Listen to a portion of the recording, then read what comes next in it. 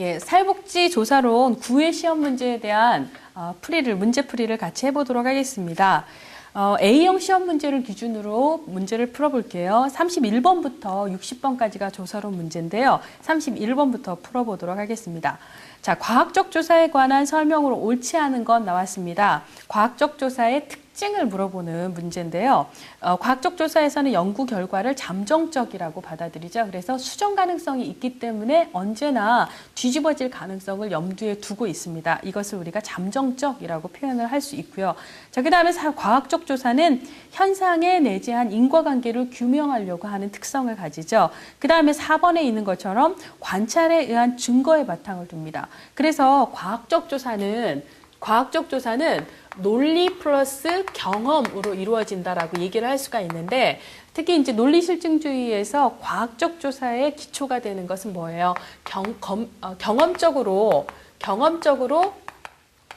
검증이 가능한 명제만을 취급을 하죠. 그렇죠? 경험적으로 검증 가능한 명제만을 취급을 하기 때문에 우리가 검증 가능한 가설도 일종의 명제잖아요. 그렇죠? 가설을 수립을 할 때는 경험적인 검증 가능성을 위해서 어떻게 하죠?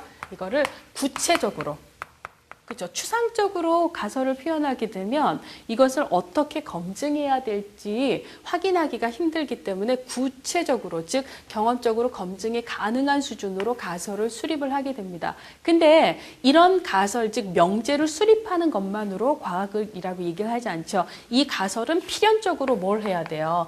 경험적으로 검증이 되어야 하는 거죠. 경험적인 검증, 즉 관찰이나 뭐 조사라든지 면접이라든지 이런 모든 걸 다 포함할 수가 있는데요. 자, 이런 관찰이나 경험, 조사를 통해서 실제 경험적인 검증을 해야지 되는 거죠. 그래서 논리적인 명제만으로도 과학이 아니고 단순히 경험을 했다라는 것만으로, 관찰을 했다라는 것만으로도 과학이라고 하지 않고요. 이 두 가지가 늘 결합이 되어야지만 과학적 조사라고 얘기를 할 수가 있어요. 그러니까 즉 경험적으로 검증 가능한 명제에 대해서 실제 경험적 관찰에 의해서 검증을 해나가는 절차, 이런 것들을 우리가 조사론에서 배우게 되는 거죠. 자, 그 다음에 일정한 규칙과 절차를 통해서 조사가 이루어지죠. 그래서 이런 규칙과 절차를 담은 책이 바로 사회조사에서의 그 조사론 책이 되는 거고, 여러분들이 시험 본 이 모든 내용들이 과학적 조사를 하는 규칙과 절차에 대한 시험 문제라고 볼 수가 있습니다. 자, 근데 3번의 조사자의 규범적 판단에 의해 의거한다? 아니죠. 자, 과학적 조사는 경험적으로 검증 가능한 명제만을 취급을 하는데, 규범적인 판단이라든지 가치 판단, 그 다음에 신앙이나 신념의 문제, 미학, 아름답고 선하고 이런 것들은 경험적인 검증을 통해서 규명할 수 있는 것들이 아니기 때문에 과학적 조사의 영역에 속하지 않는 거죠. 그래서 답이 3번이고요. 자, 내용 분석의 장점이 아닌 것은 32번 문제를 보시면은요, 자료를 수집하는 대표적인 방법으로 설문지에 의거하는 서베이법, 그리고 관찰법, 그리고 내용 분석, 이렇게 크게 세 가지를 우리가 배웠습니다. 자, 그 중에서도 설문지법이나 관찰법하고 이 내용 분석이 다른 건 뭐냐면, 조사 대상이, 즉 내가 얻고자 하는 정보를 제공하는 대상이 뭐예요? 사람이 아니다라는 거죠. 우리가 보통 면접을 하고 관찰을 하고 그 다음에 설문지를 돌릴 때 이거는 보통 사람을 대상으로 하는 경우죠. 근데 내용 분석은 사람이 아니라 의사소통의 기록물들, 시나 수필이나 드라마나 영화나 이런 것들을 조사를 하고 있기 때문에 사람을 조사를 하게 되면 저 사람이 나를 연구하고 있잖아. 나로부터 어떤 정보를 요구하네? 그럼 저 사람이 원하는 정보가 어떤 걸까? 이렇게 하면 기분 나쁘겠지? 뭐예요? 정보를 제공하는 과정에서 반응성이 작용을 하게 됩니다. 자, 그런데 내용 분석은 사람이 대상이 되지 않기 때문에 반응성이 없어요. 그래서 내용 분석을 우리가 대표적인 비반응성 조사 혹은 비관여적 조사라고 얘기를 합니다. 자, 근데 1번에 내용 분석의 장점이 아닌 것은 해놓고 반응성이 높다라고 얘기를 했네요. 반응성 자체가 장점이지도 않거니와 내용 분석은 반응성이 높지도 않아요. 없어요. 그러니까 1번이 틀리는 얘기죠. 그 외의 장점으로 내용 분석은 사람에 대한 서베이나 면접이나 관찰을 진행하는 것보다 비용과 시간을 절감할 수가 있죠. 그 다음에 장기간의 종단 연구, 특히 역사 연구 같은 소급 연구에 유용하죠. 그 다음 필요한 경우에는 재조사가 가능하죠. 의사소통의 기록물 자체가 그대로 보존이 되어 있다면 다시 한번 분석을 하면 되니까요. 33번 가설에 관한 설명으로 옳지 않은 것은 가설은 연구 문제를 해결하기 위해서 선행 연구나 이론의 바탕을 두고 우리가 논리적으로 혹은 경험적으로 검증 가능하게 수립하는 명제를 얘기를 하는데요. 가설을 검증함으로써 연구자가 알고자 하는 연구 문제를 해결할 수가 있죠. 1번은 맞습니다. 그 다음에 모든 가설을 연구에서의 가설은 구체적이어야 해요. 그래야지만 검증 가능한 거죠. 그 다음에 가설은 2개 이상의 변수 간 관계를 서술을 합니다. 뭐 가설을 우리가 딱 2개만 설정을 할 수 있죠. 독립 변수와 종속 변수의 관계로 이렇게 변수를 2개만 넣고 뭐 설정할 수도 있고 뒷부분에 보시면 53번 문제 보세요. 다음 가설에서 사용된 변수의 종류를 옳게 나타낸 것은 해서 교사 지지가 높으면 집단 따돌림이 아동 자아 존중감에 미치는 영향이 감소될 거다. 그래서 이런 가설의 경우는 지금 변수의 수가 교사 지지, 집단 따돌림, 아동의 자아 존중감에서 변수의 수가 3개잖아요. 그러니까 이 말도 맞는 얘기예요. 33번. 2개 이상의 변수가 2개일 수도 있고 3개일 수도 있고 뭐 경우에 따라서는 4개일 수도 있죠. 그렇지만 한 가설 안에 포함된 변수의 수가 많을수록 좋은 건 아니에요. 왜냐하면 그 과학적 조사는 간결성을 지향하기 때문에 변수의 수가 오히려 많은 게 간결성을 떨어뜨리기 때문이죠. 자, 그 다음에 4번 이론이나 선행 연구에 기초해서 가설을 도출을 하게 되죠. 만든 얘기입니다. 사용되는 변수의 수에 따라서 가설을 분류할 때 우리는 단순 가설, 복합 가설이라고 얘기를 해요. 그래서 보통 가설에 포함된 변수가 1개나 2개인 경우에는 2개 이하인 경우는 단순 가설이라고 얘기를 하고 3개가 넘어가면 복합 가설이라고 얘기를 하게 됩니다.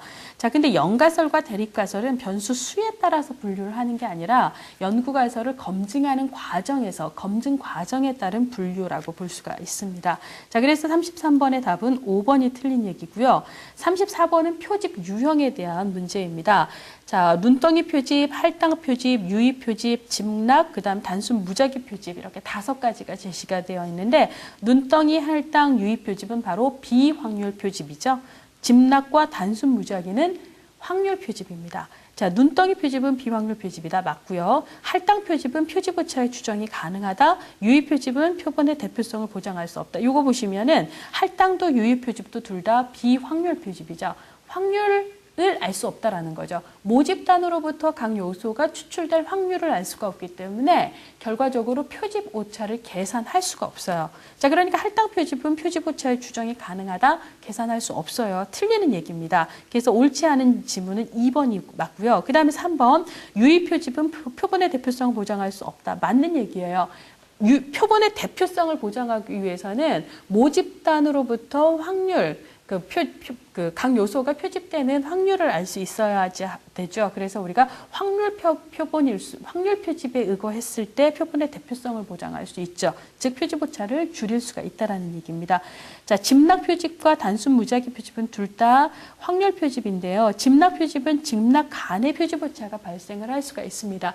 집락 표집이라고 하는 것은 모집단을 구성하고 있는 몇 개의 집단들 중에서 예를 들어 모집단을 A집단, B집단, C집단, D집단, E집단 5개의 집단이 구성을 하고 있다라고 얘기를 합시다. 자, 그러면 그 중에서 내가 2개만 뽑아서 B하고 D만 뽑아서 여기에서 조사를 하게 되는 경우 이게 우리가 집락 표집이잖아요. 자, 그러면 B와 D에 대해서만 표본 조사를 해놓고 이 결과를 모집단에 대해서 일반화시키는 거잖아요. 즉 내가 실제 조사하지 않은 A와 C와 이 집단도 그럴 것이다라고 일반화를 시키게 되는데, 근데 실제로 그러지 않을 가능성이 있죠. 이게 바로 오차가 되는 거죠. 이 오차. 이런 걸 우리가 집단 간의 차이가 있기 때문에 발생하는 표집 오차라고 얘기를 할 수가 있죠.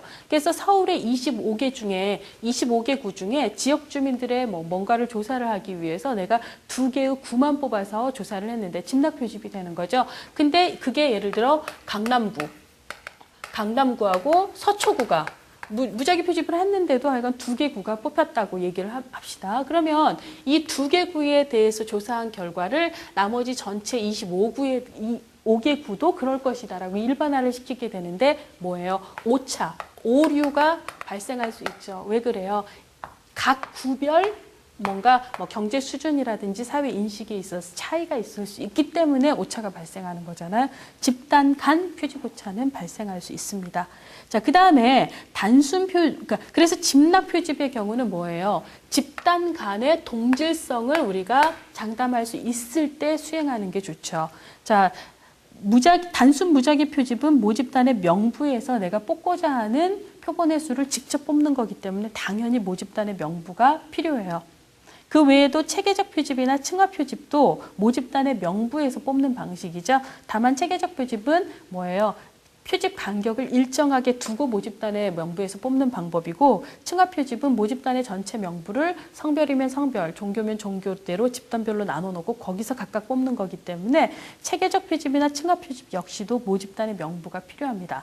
반면에 집락 표집 같은 경우는 모집단의 직접적인 명부는 없어도 돼요. 내가 초등학생을 조사하는데 초등학생의 전체 명단은 필요하지 않죠. 오히려 초등학교 명단에서 몇 개의 초등학교를 뽑아놓고 거기에 있는 학생들을 다 조사하는 방식이기 때문에 집락 표집의 경우는 모집단의 직접적인 명부를 꼭 확보할 필요는 없는 확률 표집이라고 볼 수가 있습니다. 35번 다음 내용에서 설명하고 있는 척도는 척도의 여러 유형들에 대한 시험 문제가 이미 리커트 척도하고 관련돼서는 2문제가 나왔었는데 또 나왔어요. 왜냐하면 가장 사회조사에서 많이 쓰이는 게 거의 90% 이상, 99%가 리커트 척도로 이루어져 있잖아요. 그래서 이거는 지금 또 나왔지만 또 나올 수도 있는 문제라고 볼 수가 있죠. 자, 그러면 각각의 문항은 측정하고자 하는 개념의 속성에 대해서 동일한 기여를 하고 있다라고 얘기를 하고 있는데요. 리커트 척도를 보세요. 1, 2, 3, 4, 5, 짠짠짠짠짠 40개의 문항이 쭉쭉쭉쭉 있어요. 자, 그 다음에 여기는 매우 그렇다, 그렇다, 보통이다, 그렇지 않다, 전혀 그렇지 않다. 이렇게 이제 범주를 쭉 주고 체크를 하게 하는 방식, 이런 걸 우리가 리커트 척도라고 얘기를 하는데, 리커트 척도는 어떤 식으로 계산을 하죠?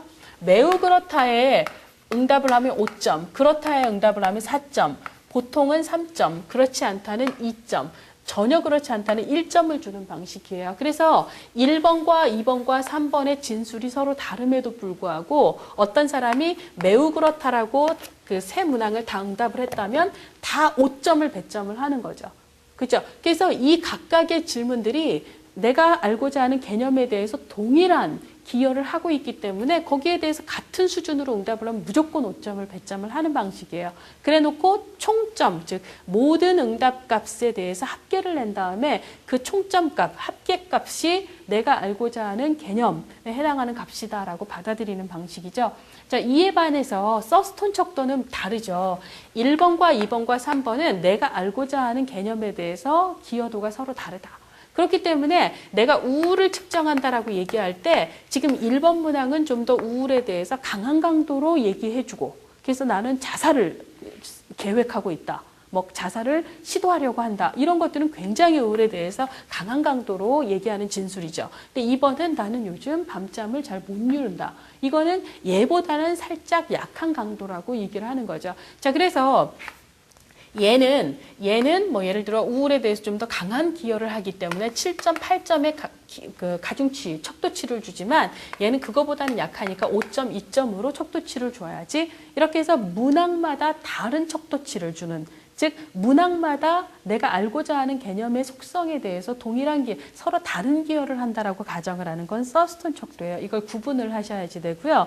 자, 그다음에 내적 일관성 검증, 달리 얘기하면 신뢰도 분석이죠. 신뢰도 분석을 통해서 신뢰도가 낮은 항목은 삭제할 필요가 있죠. 그래서 내가 우를 측정하기 위해서 40개의 문항을 가지고 조사를 했는데, 예를 들자면 나는 자살을 생각한다. 그다음에 나는 밤잠을 못 이룬다. 그다음에 뭐예요? 요즘 식욕이 없다. 근데 예를 들자면 4번에 나는 요즘 실연을 당했다. 이런 거. 실연을 당했다라는 건 사실 우울증이라고 하는 우울증의 징후는 아니잖아요. 실연은 우울하지 않은 사람들도 누구나 당할 수 있는 문제이기 때문에, 그래서 다른 질문들에 비해서 우울에 대해서 일관성 있게 측정하는 문항이라고 볼 수 없는 것들은 전체적인 문항의 신뢰도를 떨어뜨리게 되죠. 그래서 그런 항목들은 삭제를